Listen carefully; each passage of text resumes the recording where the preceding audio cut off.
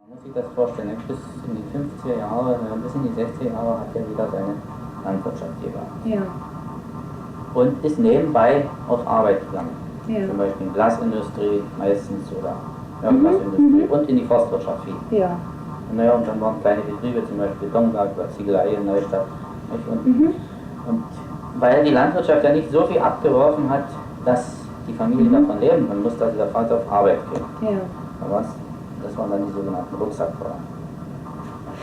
Die sind früh auf Arbeit gefahren und wenn sie nach Hause gekommen sind, dann ging es in die Landwirtschaft los. Und dann wurde dann gearbeitet. Ne?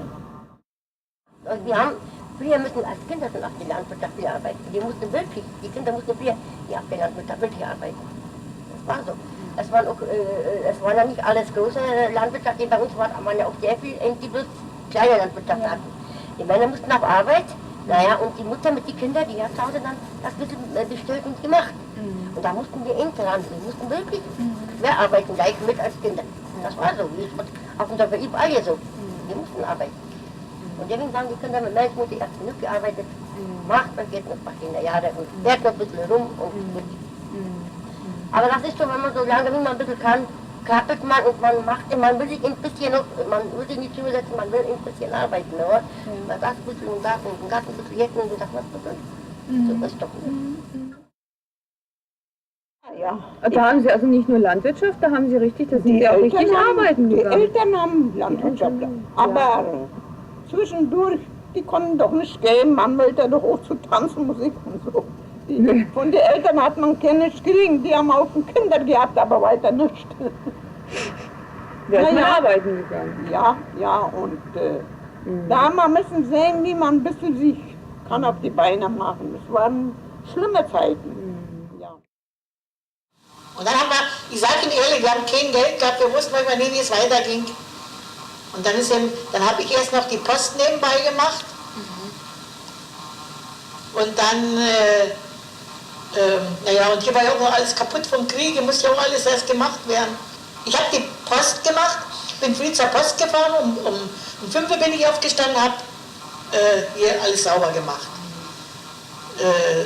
Dann bin ich zur Post gefahren, da war noch keine feste Straße, da war bloß so ein breiter Radfahrweg und auf dem spielte sich alles ab. Bin ich in der Schleife gefahren, habe die Post geholt, habe sie bis hierher gefahren, habe bis hierher ausgetragen, dann habe ich die Kinder angezogen und die Eltern versorgt, die mussten bei den Schulen Strümpfe angezogen kriegen und die Haare gemacht kriegen, weil die Mutter auch sehr gebrechlich schon. Und die Kinder sind manchmal hier auf dem Damm entgegengelaufen. Manchmal nach dem Bett. Haben die früher auch von der Landwirtschaft gelebt, oder? Ja. Ganz früher sowieso. Schwiegermutter ist dann aber, als der Tagebau erschlossen wurde hier, 68, fing die an dem Tagebau zu arbeiten, dann auch nebenbei. Also Wirtschaft war trotzdem. Also zu Hause die Wirtschaft und dort die haben zusätzliche Einkommen, das ist über Jahre gelaufen. Und Ihre Eltern?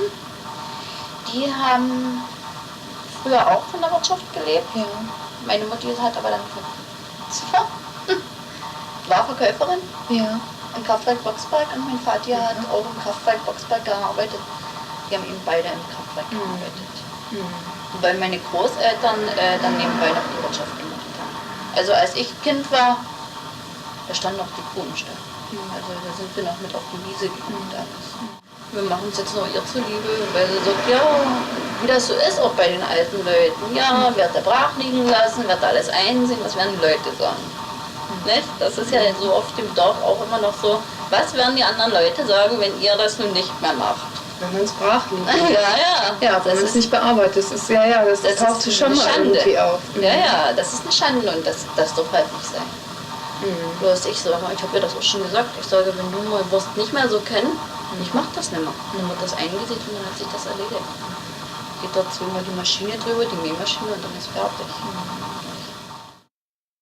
Ja, was denken Sie, wenn ich in einem Haus totschlagen tue, wie die alle rennen, die hauen alle ab, die wollen das gar nicht sehen. Also da wollen die Karnickel oder Hände Kopf abhacken. Meine Frau hat sich schon mal festgemacht, die hat sich schon mal einen Hartplatz hingestellt und Achseln alles und wollte die anderen Kopf abhacken und dann hat sie gesagt, sie kann das nicht, wo ich im Krankenhaus war. Nee, dann muss das zum Nachbar gehen. Ja, das will keiner sowas machen. Ich muss das Die so Schwiegersöhne auch nicht. machen. Ja, die sind so mitleidig. Schwiegersohn hat mir eine Maus gefangen. Die hat er wieder laufen lassen. Ich sage, warum hast du denn die laufen lassen? Ich sage, also wisst ihr, was die für Schaden machen? An mir hat er doch nicht gemacht. Die hat mir nur teuer angeguckt und habe ich sie wieder auf die Erde gesetzt. Also. Wir hatten Bodenreform gehabt und dort hatten wir eine Wiese gehabt. Und die war ja so ertragreich gewesen. Nicht? Und da hatten wir ja noch hier, ach, was wir für Erträge hatten, Kartoffeln und Trauben und alles. Wir brauchten ja keine Kartoffel kaufen, das müssen wir ja auch hier offen kaufen. Denn das ist ja hier, klar, Sie sehen ja, wenn das hier ein bisschen trocken ist, das ist gleich wieder, das zieht ein.